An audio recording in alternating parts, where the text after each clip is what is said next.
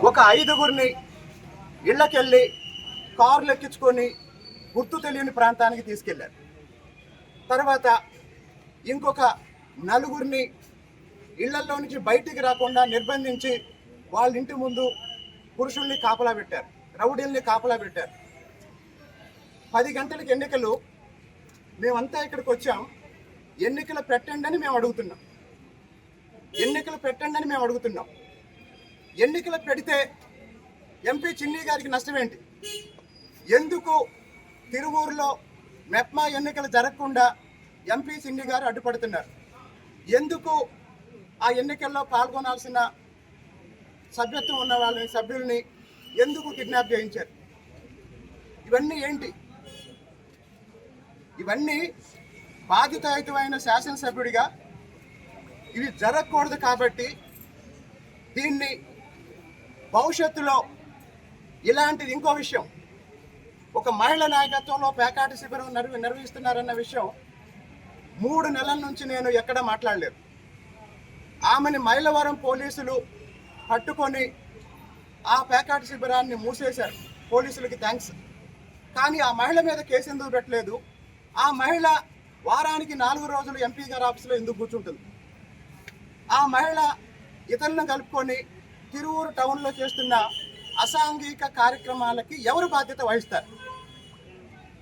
నేను శాసనసభ్యుడిని 2 సంవత్సరాల నుంచి చంద్రబాబు నాయుడు గారి ఆశీర్వాదంతో, తిరువూరు ప్రజల మద్దతుతో ప్రజల్లో ఉండి పనిచేస్తున్నా. నేనేమన్నా తప్పు చేస్తే కొలువుపూడి శ్రీనివాసరావు ఈ తప్పు చేశాడని ఒక ఫ్లెక్స్ పెట్టండి. లేదు, ఫ్లెక్స్ డబ్బులు నేను ఇస్తా, కొలువుపూడి శ్రీనివాసరావు చేసిన తప్పులు ఏంటో ఒక లిస్ట్ చెప్పండి. మీరు చేసే అరాచకాలు నేను సాక్ష్యాలతో సహా చెప్తున్నా. అలాగే కొంతమంది తిరువూరులో అధికారులను పిలిపించుకొని డబ్బులు ఇవ్వమని బెదిరిస్తున్నారు. ఈ రోజు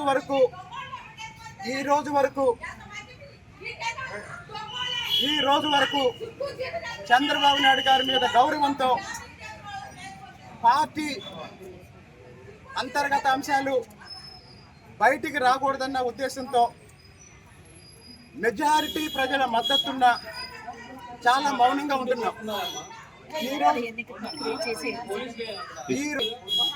ఈ రోజు నుంచి తిరువూరులో ఎలాంటి అసాంఘిక కార్యక్రమాలు జరిపినా, ఎలాంటి చట్ట వ్యతిరేక కార్యక్రమాలు చేసినా, బయట వాళ్ళు ఇక్కడ తిరువూరులో ప్రశాంత వాతావరణాన్ని చెడగొట్టినా, మళ్ళీ చెప్తున్నాను, ఎట్టి పరిస్థితుల్లోనూ ఒప్పుకునేది లేదు.